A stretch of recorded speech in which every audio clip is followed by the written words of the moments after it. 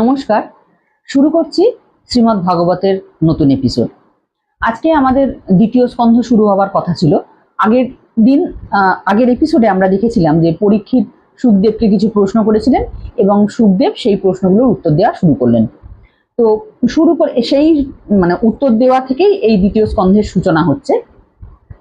তা সুখদেবকে যখন পরীক্ষিত প্রশ্ন করলেন যে মৃত্যু পথযাত্রী মানুষ তার কি কর্তব্য সেটা আমাকে বলুন, যখন তিনি এটা জানতে চাইলেন তখন শ্রী সুখদেব প্রথমেই তো তার প্রশ্নের খুব প্রশংসা করলেন, যে কারণ পরীক্ষিত তো যথেষ্ট ভজন করেছিলেন, যথেষ্ট ধার্মিক রাজা ছিলেন, তার কিন্তু যা পুণ্য তিনি অর্জন করেছিলেন এখন সেই পুণ্য ফল নিয়ে তিনি আর বাকি কটা দিন ভগবত চিন্তায় কাটিয়ে দিতে পারতেন। কিন্তু এই যে এত সুন্দর প্রশ্ন করেছেন, এই প্রশ্নের উত্তর সমস্ত মানুষের জন্য কল্যাণকারী।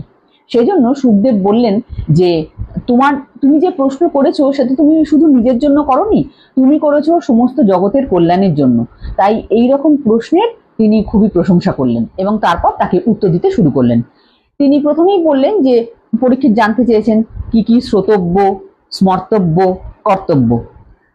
শ্রোতব্য মানে কি শোনা উচিত, কি স্মরণ করা কাকে স্মরণ করা উচিত, আর কি করণীয়, কি করা উচিত, এসবগুলো জানতে চেয়েছিলেন।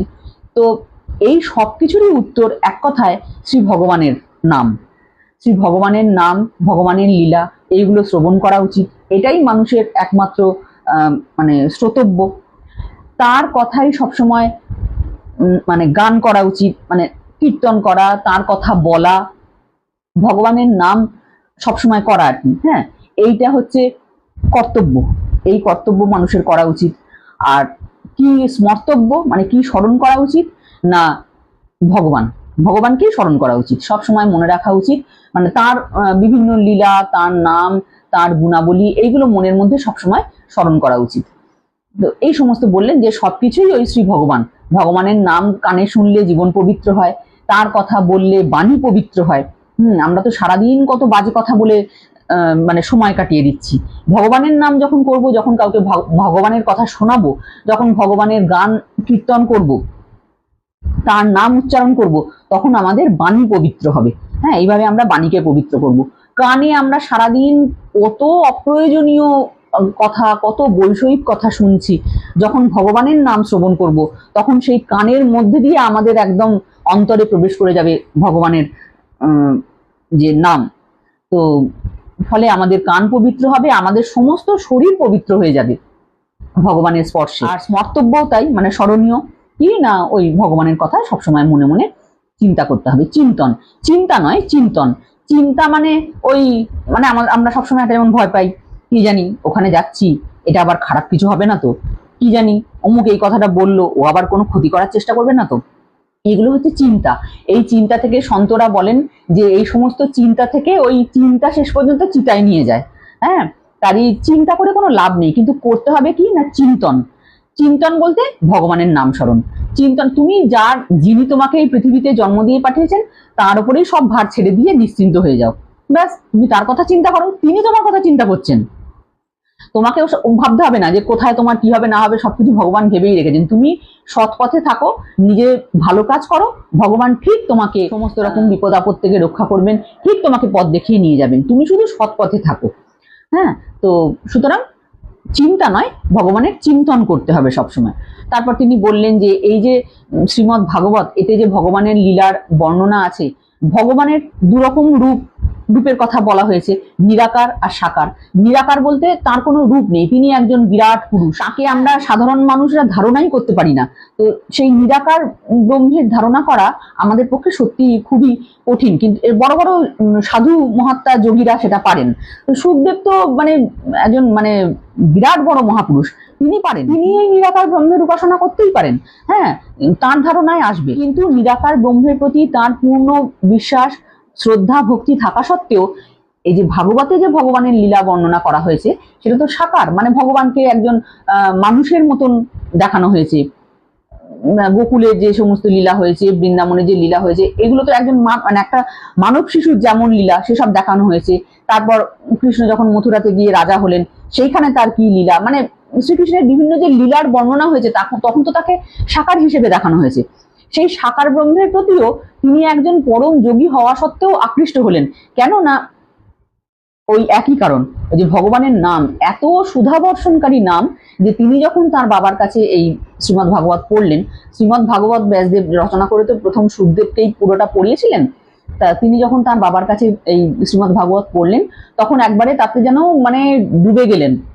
মানে এত ভালো লাগলো তার শ্রীকৃষ্ণের লীলা শুনতে পড়তে, তো তিনি একেবারে মানে তাতে মোহিত হয়ে গেলেন।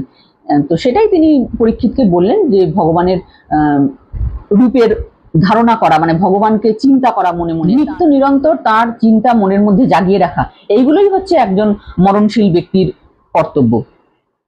তা তোমার কাছে তো 7 দিন সময় আছে, মানুষ তো জানতে পারে না যে তার কাছে কতদিন সময় আছে। আর এই 7 দিনের বাইরে কিন্তু কিছু নেই। দেখুন, এই 7 দিনের মধ্যেই যা হবার হবে, সোম মঙ্গল বুধ বৃহস্পতি শুক্র শনি রবি, 7 দিন, কোনো 8 নম্বর দিন নেই। তো এই 7 দিনের মধ্যে কোনো একদিনই আমরা জন্মেছি, 7 দিনের মধ্যে কোনো একদিনই আমরা বড় হয়েছি, 7 দিনের মধ্যেই কোনো একদিন আমরা বৃদ্ধ হয়ে যাব। আবার ওই সোম থেকে রবি 7 দিনের মধ্যেই একদিন আমাদের মৃত্যু হবে, কোনো 8 নম্বর দিন কিন্তু নেই। তো মানে এই 7 দিনই আমাদের জীবনের সময় আর কি। তো ওই জন্য প্রতিটা দিনই, প্রত্যেক দিনই ভালো কাজে, ভগবত সেবায়, ভগবত চিন্তনে সময় যদি আমরা কাটাতে পারি, তো পুরো জীবনটাই সুন্দর হয়ে যাবে। কোনো 8 নম্বর দিন তো নেই, 7টা দিনই যদি আমরা ভগবানের চিন্তনে কাটাতে পারি, তার মানে পুরো জীবনটাই আমরা সুন্দর করে ফেললাম। এই অভ্যেসটা যদি করে ফেলতে পারি, তখন আর মৃত্যু এলে আমাদের ভয় হবে না যে কিছুই তো পুণ্য করা হলো না, তাহলে পরপারে গিয়ে এবার কি পাবো, এসব আর ভাবতে হবে না। তো পুণ্য অর্জন হয়েই যাবে যদি প্রতিদিনই আমাদের ভগবত চিন্তনের একটা অভ্যেস তৈরি হয়ে যায়। তো আমরা নিজেরাই নিজেদের জীবন আমরা সুন্দর করে ফেলতে পারবো এইভাবে। তা পরীক্ষিতকে বললেন যে তোমার তো হাতে 7 দিন এখনো সময় আছে, তুমি জানো যে তুমি 7 দিন বেঁচে থাকবে, তো এই 7 দিন তুমি ভগবানের সেই রূপের ধারণা করে, তার ধ্যান করে তুমি তার চরণেই মনকে স্থির করো। তো পরীক্ষিত জানতে চাইলেন যে তার সেই রূপ কি, যেটা ধারণা করলে মানে মনের সমস্ত ময়লা দূর হয়ে যায়, তাকে কিভাবে ধ্যান ধারণা করব। তখন পরীক্ষিতকে সুখদেব মানে পুরো বিধি বললেন আর কি, মানে তাকে কিভাবে ধ্যান করতে হবে, প্রাণায়ামের পদ্ধতি কিভাবে ধ্যান করতে হবে, এই সমস্ত পদ্ধতি আর কি বললেন, যে কিভাবে কিভাবে ধ্যান করতে হবে, তার কি রূপের ধ্যান করতে হবে সেটাও বললেন। যে এটা তিনি বললেন ভগবান হচ্ছেন বিরাট পুরুষ, এই সমস্ত ব্রহ্মাণ্ড, সমস্ত পৃথিবী তারই শরীরের মধ্যে রয়েছে। হ্যাঁ, যেমন মেঘ রাশি, মেঘমালা যে আকাশে ভেসে বেড়ায়, সেগুলো হচ্ছে ভগবানের কেশ রাশি। আবার তার মন হচ্ছেন সাক্ষাৎ চন্দ্র, তিনি হচ্ছেন ভগবানের মন। আবার এই যে মায়া, এই মায়াটা কি, এই যে মায়ায় সবাই মোহিত হয়ে যাচ্ছে, সেটা কি না, সেটা হচ্ছে ভগবানের হাসি। ওই ভগবান একটু হাসলেই সবাই মায়ায় মোহিত হয়ে যায়। হ্যাঁ, এইরকম ভাবে মানে পৃথিবীতে মানে পুরো ব্রহ্মাণ্ডে যত কিছু আছে সেই সমস্তই ভগবানের শরীরের মধ্যেই আছে, তার শরীরের মধ্যেই তিনি সমস্ত কিছুকে সৃষ্টি করেছেন। আর একটা কথা বললেন যে স্বয়ংভূ মনু, যিনি মনু ছিলেন, সেই মনু হলেন তার বুদ্ধি। আর মনুর যে সন্তান মানব, মানে আমরা, এই মানব হচ্ছে ভগবানের নিবাস স্থান। তার মানে এখানেই পুরোপুরি ইঙ্গিত আছে যে প্রতিটি মানুষের মধ্যে ভগবান নিজে প্রবিষ্ট হয়ে রয়েছেন। এই কারণেই কাউকে দেশ ঈর্ষা করা এগুলো বারণ করা হয়, কারণ সেটা করলে ওই ভগবানের কাছেই যায় সেটা। তাই সকলকে সকলের প্রতি একটা মানে মিত্রভাবাপন্ন মনোভাব নিয়ে সকলের সঙ্গে মেলামেশা করতে বলা হয়, কারোর প্রতি বিদ্বেষ রাখতে না বলা হয়। সেটার কারণ এইটাই, কারণ প্রত্যেকের মধ্যেই ভগবান যে আছেন সেটা এই বিরাট রূপের বর্ণনাতেই পাওয়া যাচ্ছে, যে মানব হচ্ছে ভগবানের নিবাস স্থান, মানে প্রতিটি মানবের মধ্যে তিনি বাস করেন। এইভাবে ভগবানের বিরাট রূপের বর্ণনা করলেন এবং এটাও বললেন যে তাকে অনেকে শঙ্খচক্র গদা পদ্মধারী নারায়ণ, মানে চতুর্ভুজ নারায়ণ রূপেও ধারণা করেন এবং পূজা করেন।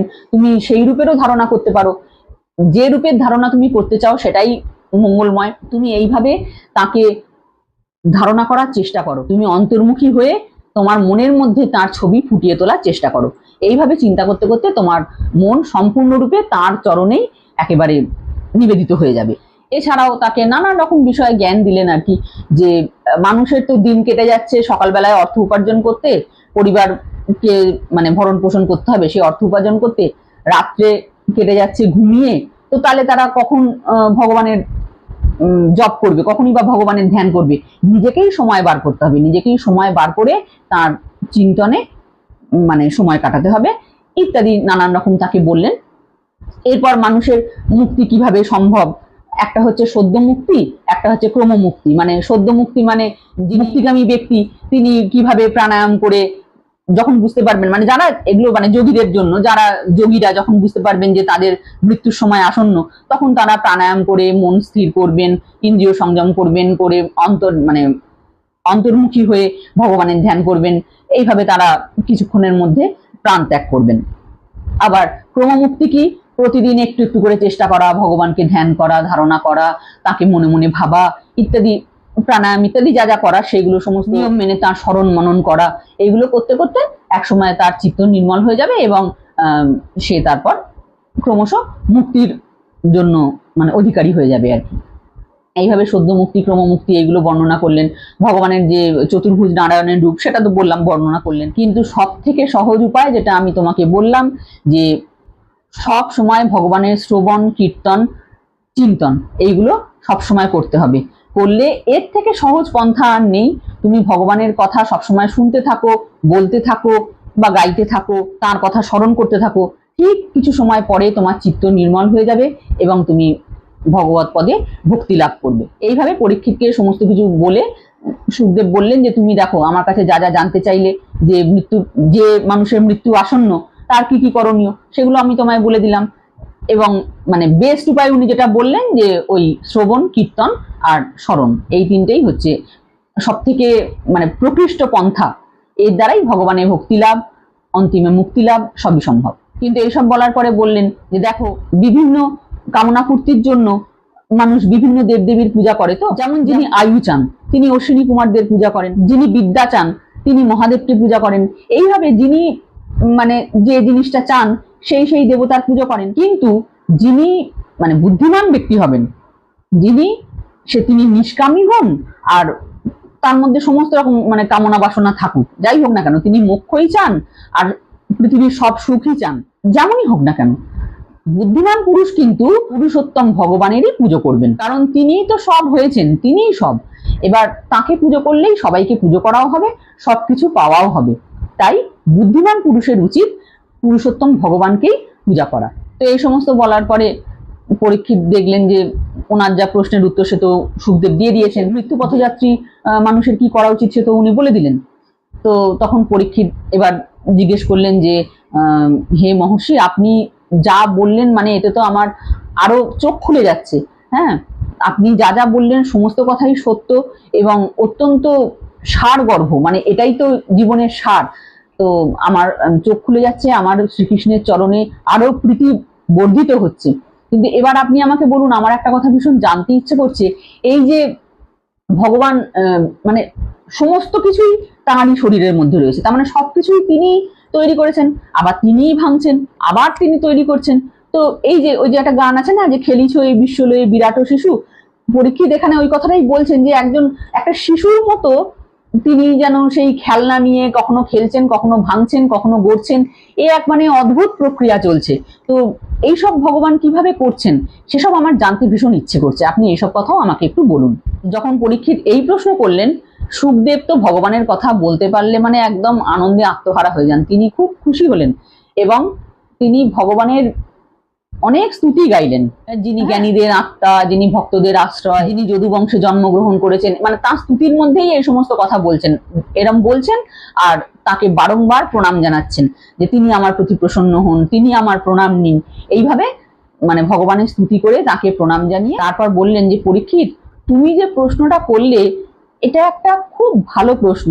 ঠিক এই প্রশ্নই স্বয়ং দেবর্ষি নারদ স্বয়ংভূ ব্রহ্মাকে করেছিলেন। ব্রহ্মা তাকে এর উত্তর দিয়েছিলেন। ব্রহ্মা কোথা থেকে এইসব কথা জেনেছিলেন জানো? তাকে বলেছিলেন স্বয়ং ভগবান। ভগবানই তাকে সমস্ত সৃষ্টি রহস্য ব্যাখ্যা করেছিলেন ব্রহ্মার কাছে। সেই রহস্য আবার ব্রহ্মা নিজে নারদের কাছে প্রকাশ করেছিলেন। আর সেই প্রশ্ন তুমি আবার আমাকে করলে।